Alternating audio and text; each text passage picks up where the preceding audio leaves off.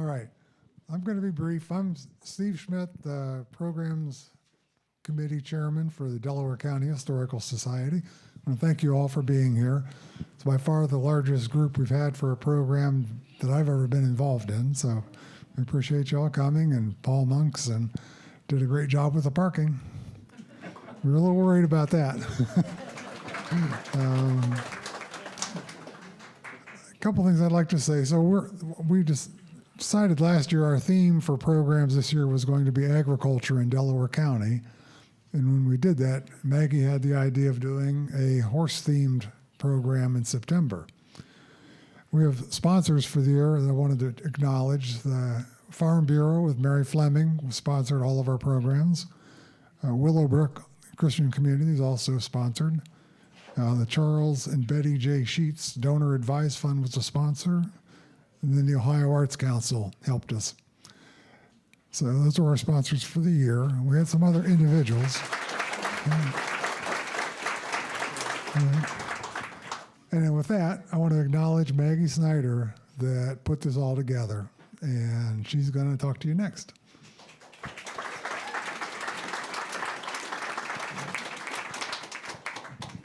Thank you, sir. Like Steve said, I want to thank you all for coming. It really is a delight to see this room filled. I want to acknowledge a couple people. This was a community effort. It started with a seed, a very, very tiny seed, that we do a horse program. And it grew from 3 speakers to 4, and then back to 3, I'll explain later, and now back to 4. And people came to me and said, what about? And Nancy Kruger, who did the wonderful display on her mother, Nancy Clatworthy, came in. She put me on to Diane Hodges, who did the wonderful getting people to come and do the art exhibition. And Diane Winters has been a resource on, were the Westbrooks Percheron owners or Belgians or what? And she has also brought the All-Wind stables and her photographs. And I also want to give one hello to Ed Humes. I keep wanting to say Ralph, which was his father. But Ed is the 9-year-old that's pictured with the draft horses in this building or out just outside the building. They had Percherons here. And he's watching, and his daughter, Diana, from Oklahoma. So Ralph, or Ed, excuse me, hello, and wish you were here. With that, I want to introduce the first speaker, and that's Marilyn Evans Fogel. And Marilyn shared with me that at age 5, she started whining for a horse. And the family said, not yet. We got to move. So, and also, her husband was very instrumental in getting the arena, the space at the fairgrounds so that the 4-H kids could show their horses. And because before that, there was no defined space for the youth.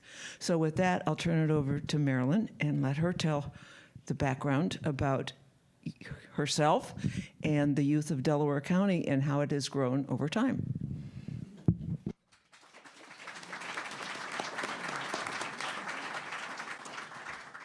Well, I've lived in Delaware all my life, and I grew up right across from Brent, so we're all lifelong friends, and he's a peach. He really is. I wanted a horse all my life, and I used to tell my mom that I wanted to ride a white horse in a circus, and I came about as close as I could be to that.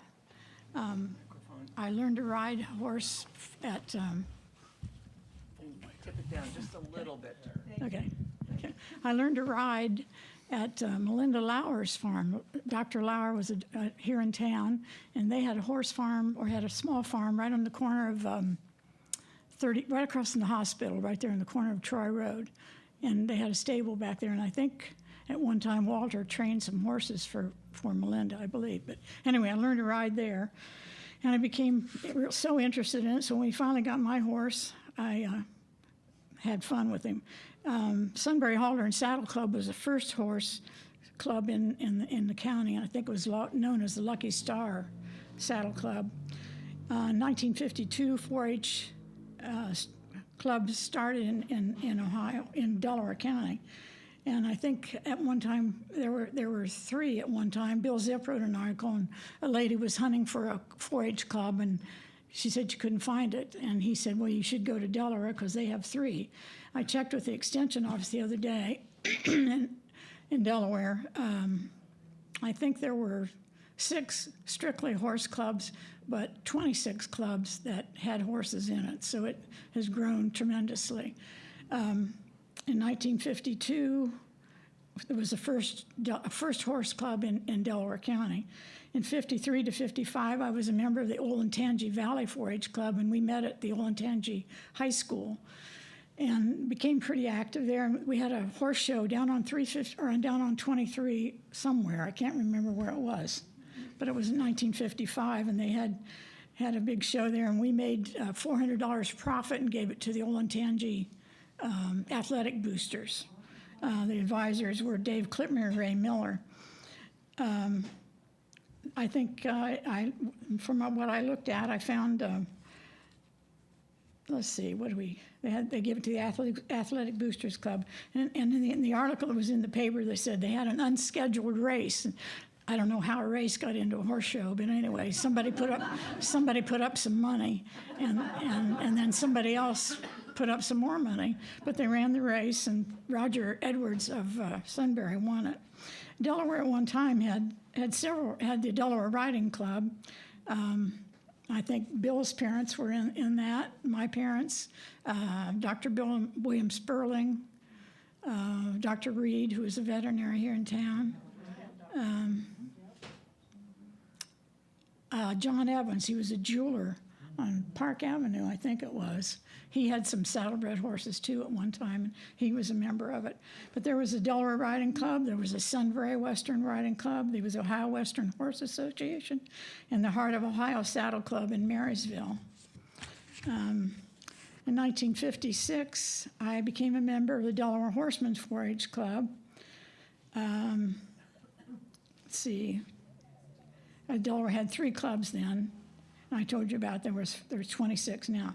In 57, in the winter of 57, the Delaware Riding Club put on a horse show, and we showed in the Coliseum at the fairgrounds. And how we ever did that, I don't know, to get a horse, but we did. I always presented the colors when they had the national anthem, and Arthur Swartz played the organ, and later Amy Rodenfels, played the organ there.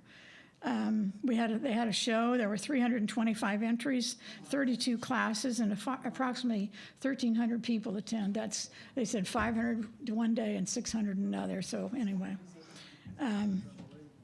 they had their horse shows were very, very popular. We showed horses like you go to a show on a Saturday, you could go to one Saturday night, and if you had to pick it right, you could go to one Sunday afternoon. And the entry fees were like $2, you might make 15, but you made enough. I made enough to go to the next one and pay my entries. But anyway, they had what they call the Ohio Western Fall Roundup. It was sponsored by the Ohio Quarter Horse Association, the Ohio Cutting Horse Association, Ohio Western Horse Association. But just to show you how popular things were, one night they had 3,600 spectators in the Coliseum at Marion, and that's a bigger than what we have here, but they had 3,600 people that. Let's see, what else did I find? I got my feed for my horse at the Delaware Farmers Exchange over on Lake Street. I think they delivered it to me also. The blacksmith was Earl Plunkett. And Brent knows where he lived, and I can't remember. I've been there a dozen times, but now I can't remember where it was. But I'm 85. Things slip up when you get that old. We showed on the racetrack in front of the grandstand, and that didn't go over too well to the fair board people. They didn't like the kids being on the racetrack. And I think maybe some of the local kids might have abused that a time or two, so it put a bad taste in their mouth. The advisors were Paul Crum, My dad helped out some, and then Paul Vandervoort was a advisor. Then later, when Carol and I got married, my dad was an advisor, and we kind of stepped in. At one time, our club, the Delaware Horsemen, had 49 kids in it, which was a pretty big club. It was a great bunch of kids and a great bunch of people, families. It was just a family type thing. We had potluck dinners. We'd practice riding. We had to camp out at the Delaware Reservoir. We had a float in the Christmas parade. We had trail rides, and we put on a number of horse shows. One horse show, we made enough money to give one of our members, Ann Hickok, was hit by she was over in Westerville at a show, and the kids were riding along the road for some reason, and she was riding so the sun was coming in the face of the driver, and he hit her. I think they had to put the horse down, but she ended up losing her leg, and we gave her $1,500 and hoped that might help things.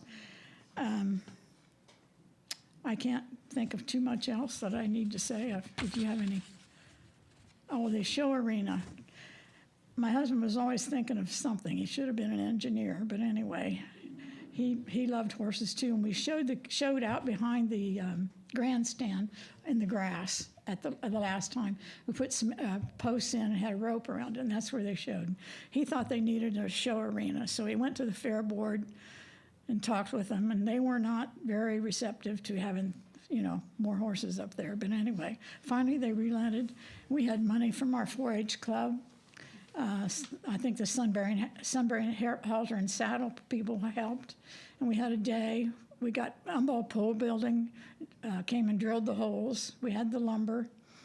We had a crew of those 4-H kids and their parents, and we started one morning.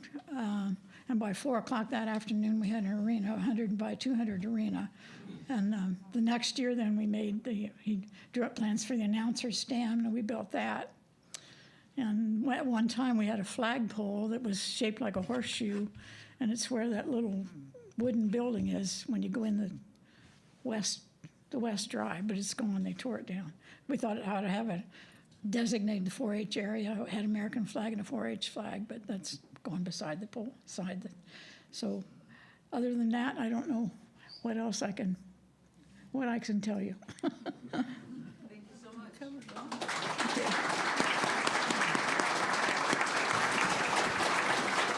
I got to learn all kinds of nifty, interesting things about people in talking to them before this program. Diane Winters, our next speaker, her childhood home is directly across the street.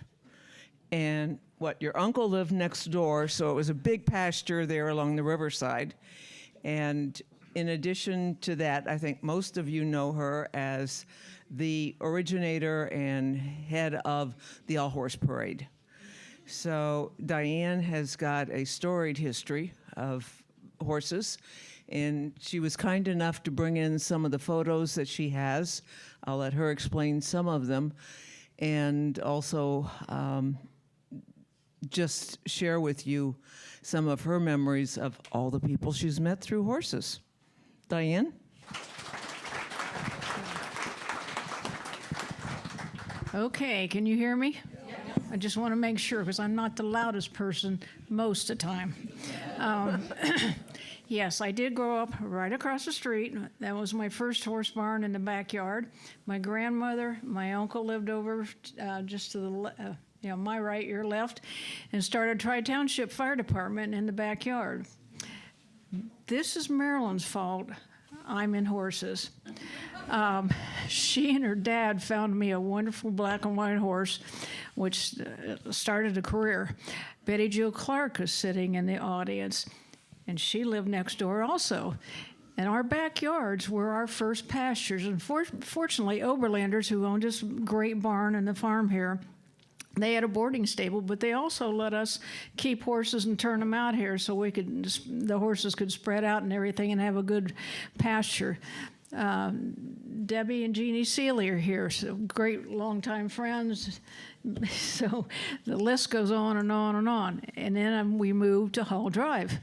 And so that's really where my horse career expanded, because we started showing. That's Marilyn's fault too. My first horse show was, she led me in a class and her mother made our outfits. We were dressed pretty much identical. And we did show in the Coliseum at the fairgrounds. Nobody believes this, but we're old, and we did show in the fairgrounds. We got kicked out about 3 years maybe, and the cattle came in. They were there 3 years, and somebody else came in, but we ended up showing on the racetrack. Well, God love my best friend, Patty Edwards. We were on the back side of the racetrack having a grudge match, and we were betting money back and forth. There was a man that walked out in front of us that looked like God. And all he said was, "Get off my track." Well, it turned out that was Hank Thompson. It was his track. We weren't really sure who Hank Thompson was at the time, but we knew we needed to leave quickly. And a few years later, he hired Pat and I to be outriders on the racetrack, and we enjoyed every race because we got to do what we like to do best: ride horses and ride fast. Showing, again, following in Marilyn's footsteps. She showed the beautiful parade horses. I rode pleasure horses and ran barrels and did crazy things. But it's been a love of my life, and my family's here someplace over there. My brother and sister-in-law, they're sitting over there. My significant other, Pat, you're over in that corner. So everybody's spread out. But to me, this is one big family because we have a common interest here: horses. And Delaware County at the time, back in the day, was a horse capital of Ohio.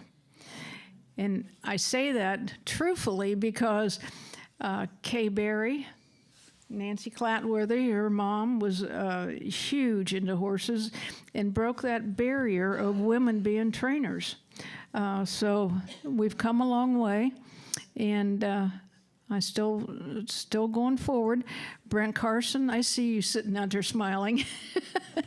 But this was the home basis here for draft horses. George Dix had a farm out near Pat Cashman.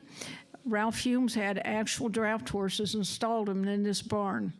Dave Haxton had horses in here for a bit before he moved to Powell. So again, we were try to still be, in a way, to be the horse capital of the world because we're centrally located in Ohio.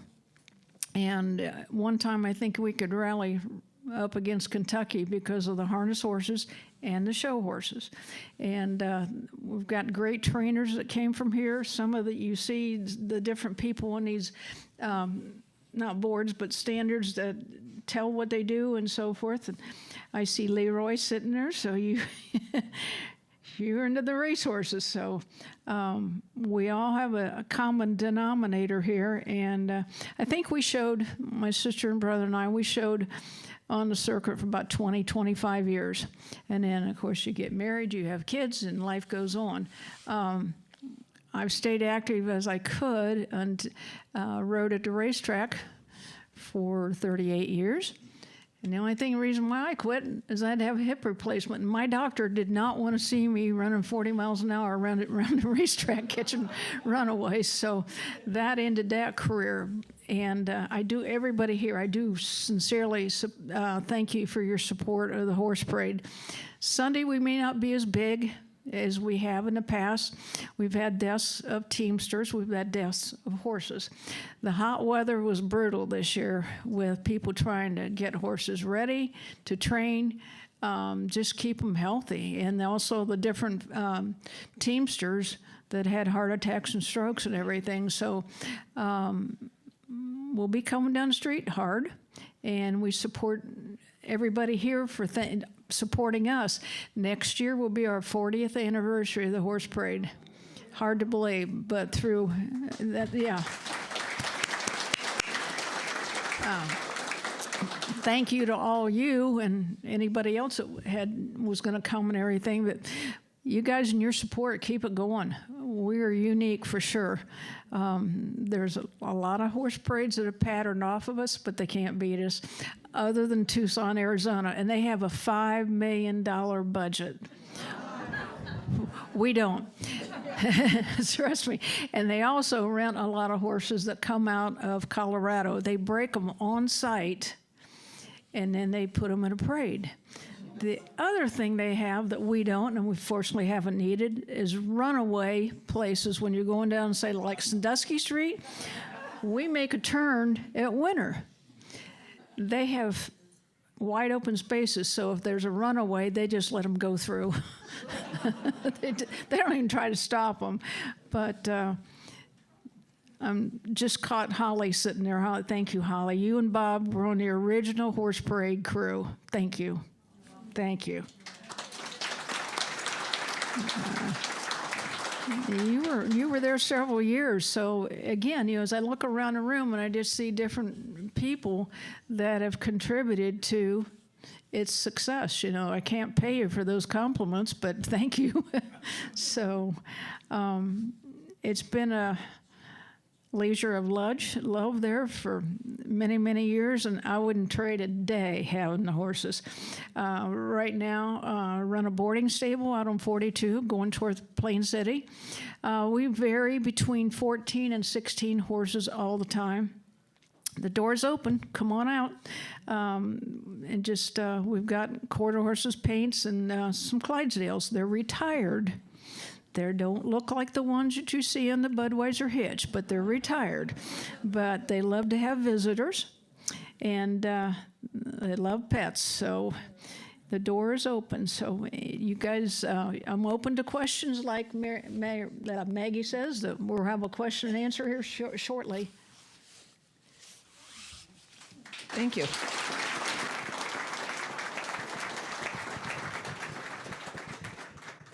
And following that, we have another Delaware native, but a different sort of focus, though the family did have horses. Interesting things about Pat, I learned his father was orphaned at a very young age, and that led to him, I think, getting involved with the family with horses. Also, cannot believe it. We've got a bank person here. Pat got a loan to buy a horse from a bank. And I'll let him tell you the rest of the story. Hello.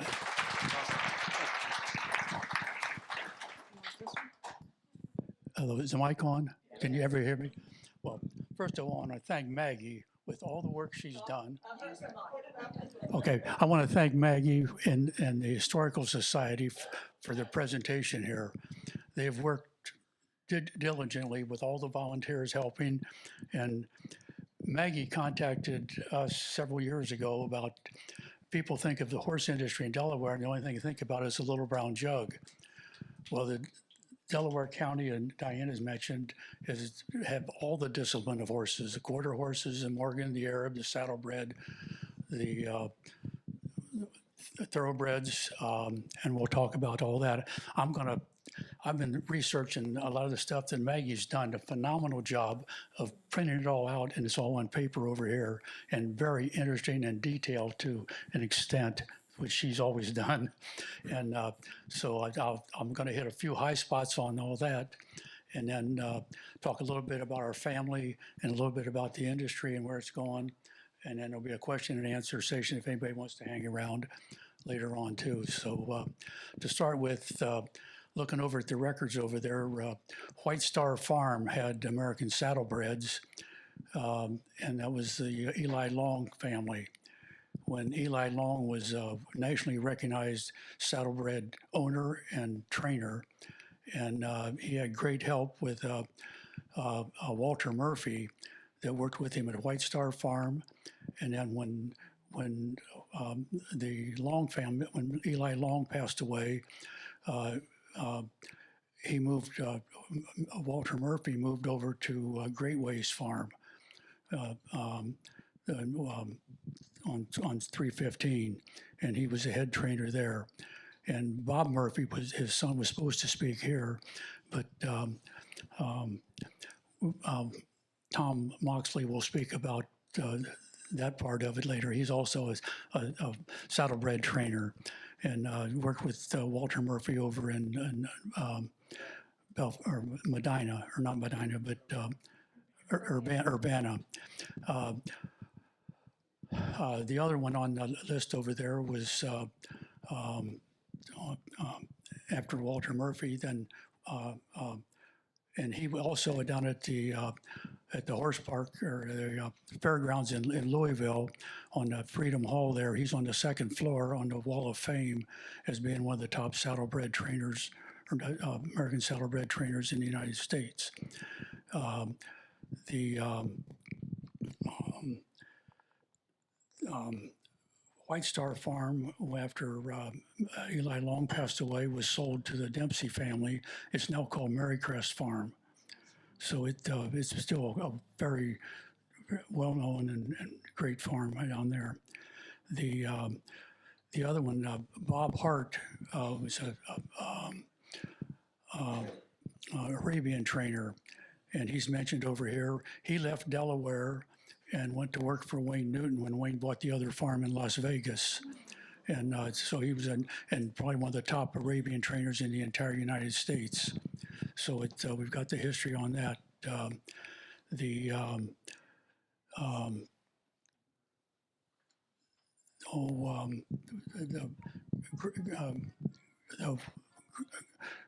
Greenwood Farm was the premier farm in Delaware.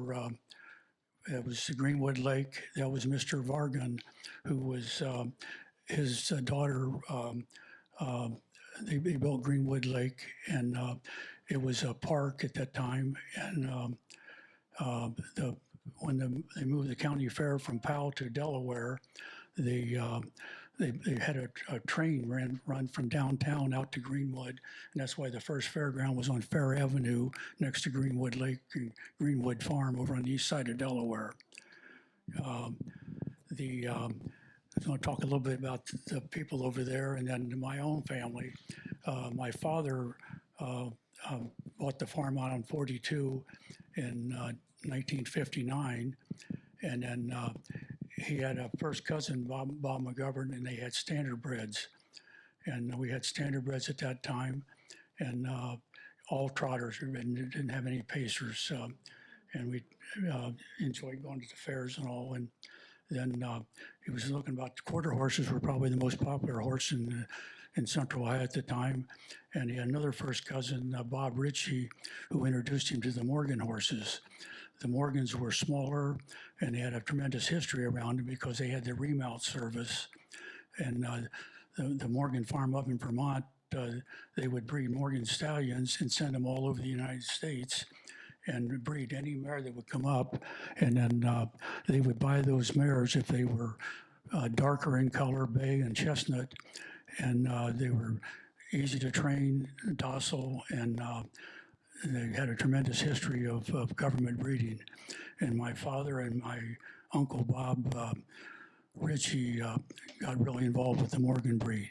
Maggie mentioned that when I was in the service, I borrowed money from the First National Bank in Delaware, and when they bought the horse named Kingston, which was owned by, or bred by the Voorhees farm up in New York. And with my father and my uncle, I borrowed money from the county bank to buy an interest in that. And half of the money I made overseas was sent every month back, and it was paid off by the time I got back. And the only thing I put up was my life insurance policy if I didn't make it back. So things were easier to borrow money back then. So I'm trying to think of any. Well, the other thing about the wall over there between Eli Long, his daughter was Melissa Long, and Walter Murphy's daughter was Mary Murphy. Maggie Snyder, and her father was Dr. Tony Duber, and myself and Diane. We all started first grade together in 1950. at St. Mary's. That's 75 years ago, if you want to start doing the math. So, so I was talking about I'd spent the last month or so, because Maggie said we got to introduce all the other disciplines in Delaware instead of just the standardbreds. And then I want to talk a little bit to my family. All four of our kids are here and their spouses. And we've still been involved with different aspects of the horse industry. And my daughter-in-law, Stephanie's family had a little company called the Delaware Cab Company. And back, way back, before the automobile, they had a cab company. In 1808, the pub downtown, the Surrey Lounge was the premier steakhouse in Delaware at the time. And the reason they call it the Surrey Lounge is because that was the original home of the Delaware Cab Company. When they bought Studebaker horse-drawn vehicles, they were called Bromes out of Indiana. And Stephanie's over there, and her family started the Delaware Cab Company, which was horse-drawn at the time. And the Brougham carriages were named after Lord Brougham in England, and they were pulled by smaller, high-stepping horses called hackneys. And cab companies are still called hacks today. But anyway, so the Surrey Lounge was the original Delaware Cab Company with Studebaker Brougham carriages, where the driver sits up front, and typically a 2-passenger.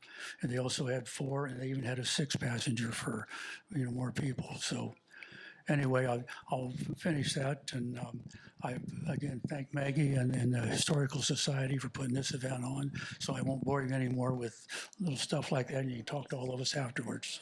So, Pat? thank you. Pat, you didn't talk about drive-through feed. And that's your baby. Well, I wasn't going to. First of all, buying a bag of feed several years ago was very difficult. You had to go to a local mill, order it by usually a lady accountant, then take your slip after you pay for the feed and take it over to an old mill, and they're 100-pound bags, and it was very difficult to buy feed. I've often said it's more enjoyable to clean a stall than to buy feed, because there's a relationship between a horse and a dog that with human beings is just unbreakable. You really like a horse, you really like a dog, more than, at least in the United States, more than any other country. There's other people might be into goats or whatever, but not in America. But when you clean the stall, you've helped out your best friend in this world and making a better environment for him, and you really enjoy it. Cleaning this, and then buying feed, you have to go to the mill, wait half hour, 45 minutes, carry a heavy bag back into the house and all that. So it's more enjoyable to clean the stall. And while we're talking about that, people talk about the horse business. If they buy a horse, if you buy a boat, you're not in the boat business. If you buy a motor vehicle or whatever, you're not in a motor vehicle business. If you join a country club, you're not in the golf business. So the horse is a recreational activity, and enjoying an animal that you really like, the same as you do a dog. So we had a little thing about all the feed we sold was primarily horse feed. We even sold horse feed when we still had the hardware store downtown, and we sold dog food at the feed store out there, and we made it more convenient to drive in, load the feed with somebody gently loading in your car for you, and then driving home and all that. So it made you could buy your feed. And when you copy somebody else's idea, that's plagiarism. You can't do that. When you take 2 or more ideas from 2 or more people, it becomes research. And that's a research and duplicate. Whether you're selling a tangible or an intangible. So that's what, and then on dog food, we outsold everybody on dog food because we guaranteed your dog would eat it. Because if the dog didn't eat it, bring your dog in and we'll get you another dog. that will eat our feed. So to tell you, little things like that. So I'm going to shut up for right now. But and well, talking about the school again, like I say, Mary Murphy, Melissa Long, and Maggie and I all started first grade together. And Bob Murphy was supposed to be here, but with some family situation, he couldn't make it. So Tom's going to come up and talk about Walter Murphy and the American Saddlebred.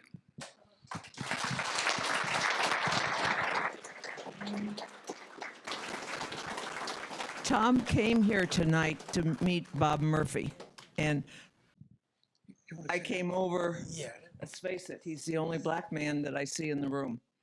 And I said, you were here to see Bob, weren't you? And he said, yeah, Bob and I grew up together.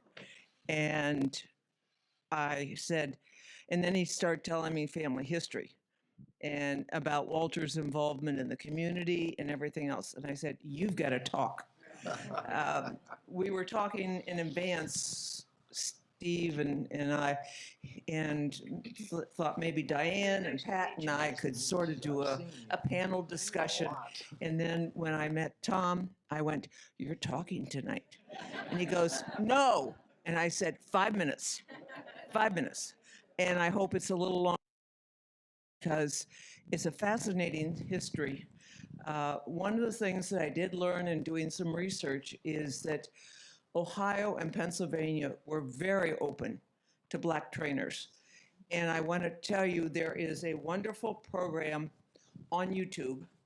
It's called Out of the Shadows, and we'll put this up on Facebook.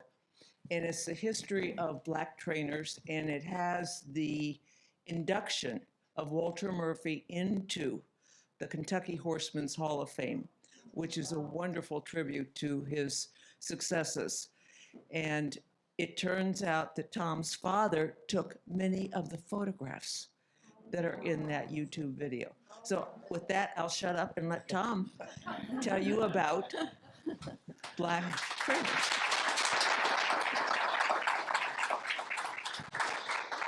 Well, thank you. It is an honor for me to be here this evening to speak about Walter Murphy. Walter Murphy not only was a great horse trainer, he was a great human being. The things that Walter did in the community, he was a pillar. He was a deacon in the church. He taught Sunday school, and he brought a lot of African Americans to Delaware to work for Emerald Farms that are still here, and their family history is right here in Delaware. My father was a horse trainer. He trained horses on Perry Road. His barn door and Emerald Farm barn door you could look into. And my brother Cliff worked at Emerald Farms under Walter Murphy for until he moved to Urbana, and Cliff moved with him. I had the honor of being at Louisville when Walter was inducted into the Kentucky Horse Trainers Hall of Fame. It was a wonderful, wonderful event. If you ever get a chance to look at that YouTube program called Out of the Shadows. It was put together by a lady by the name of Kim Skipton. And there again, when my parents died and we were cleaning out the house, we had all of these pictures, and my brother took them and he gave them to the Saddle Horse Museum in Lexington, and then they put them into that Out of the Shadows Kim put together. Yeah, so it has been a wonderful thing, loving horses and being around horses and being around the people. I just can't say enough about the love for these animals. The love we have for these animals is what brought us all here this evening. even though there's a little bit of history in here, you know, but the love of the horse. And I'm sitting here. I know this lady. I know all these names that they're calling out, but I don't know the people. I know the names. I know about. I showed in the arena. They had all that free food just set up in the middle of the arena. I remember all of that, you know. But So small. yeah, but it was very nice. It was very nicely put on. People treated you nice, and it was very nice. But Walter, I just can't say enough nice things about Walter. Walter was probably. Have you ever met somebody that when you saw them, they made you feel like they was glad to see you? That was Walter Murphy every day. Not every day, the same thing. And he could sit down and he could tell you a story. And buddy, he could tell a story. He was outstanding storyteller. So like again, I say it's an honor for me to speak about him, and it's an honor for me to be here in place of Bobby because Bobby is my friend, and we've been friends all through. We were in the service together. We were in Korea together. So with that, I'd like to say thank you, and I appreciate it. I forgot to mention one name when I was giving accolades, and that is to the graphic artist, Cindy Kerr, who helped make the banners, made all the boards that are here, helped organize this thing. Without her, we had a bunch of talking heads with good stories. But I want to really acknowledge Cindy and her efforts. One thing so with that, I will take about 3 or 4 questions because I really want people to be able to engage with our speakers and talk to them individually. So any questions for the speakers? Okay, okay. Dad started practice in 1943, and that was one of the tales I wanted to tell you. When my father was in vet school at Ohio State he graduated March of 43. That was the war. They ran an extra class through trying to get veterinarians out because most of the vets have been taken to the military to inspect meat. And Doc Reed was gone. So Dad operated out of his office there on East William. And he came to Delaware. He was in the ROTC at Ohio State, and they gave him 2 choices. They needed veterinarians in Delaware and Upper Sandusky. And Dad came to Delaware first, looked around, seemed to like it, saw they had a Catholic church, and decided to select Delaware. In addition, he didn't have the bus fare to Upper Sandusky. The other thing is, when he was in vet school, his classmates laughed at him. You're interested in horses? That's dying. Only the Amish have the horses. Go to Iowa and do pigs. Well, he didn't. He came here, and his love of horses grew over time. And I think in 1953, he got his first horse, Brewster, in partnership with probably one of the clients that couldn't pay his bill or did pay his bill, and he liked the horse. So that was my father's history, and I know little about the horses. Pat let me come out to the farm and ride Morgans because I thought they were big enough to handle my weight, and they were also docile enough. But then I got in grad school, and that was the end of life for me. So anyway, other questions? Yes.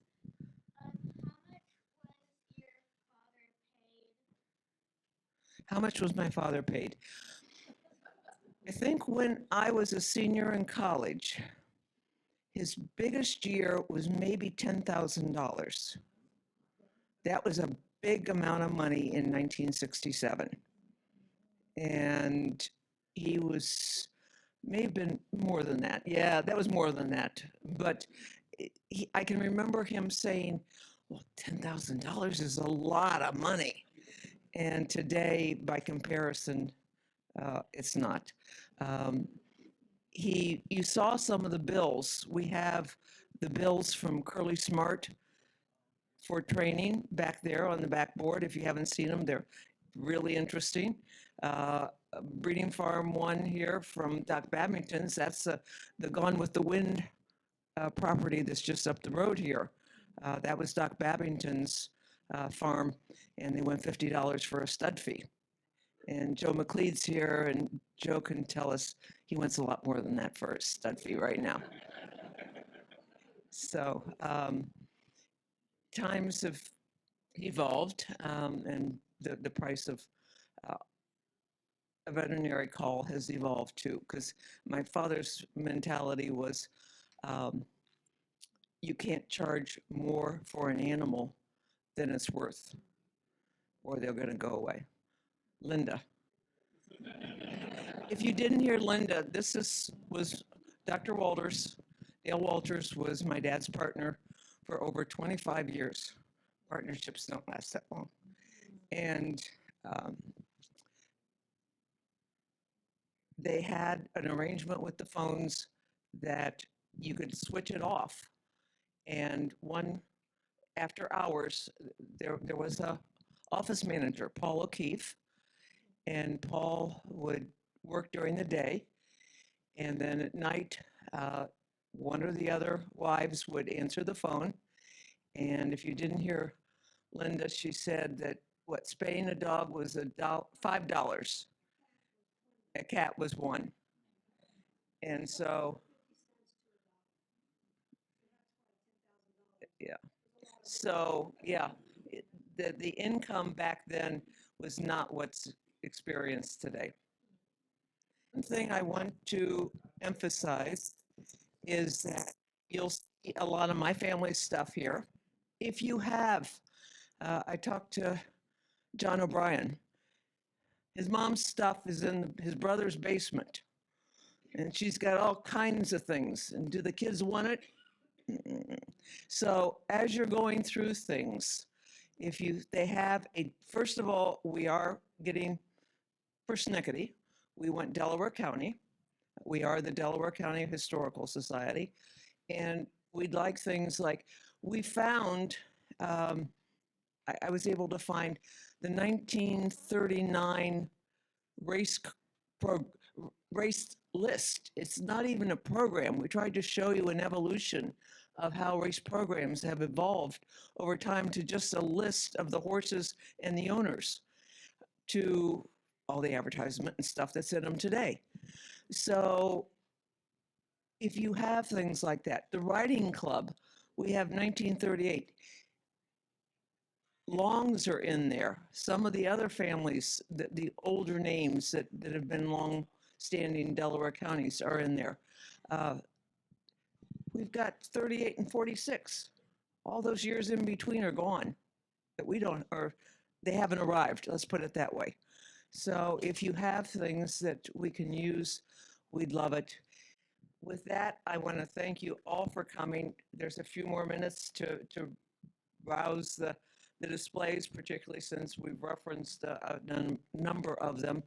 And I invite you to come up and chat directly with our speakers. It has been wonderful having you here.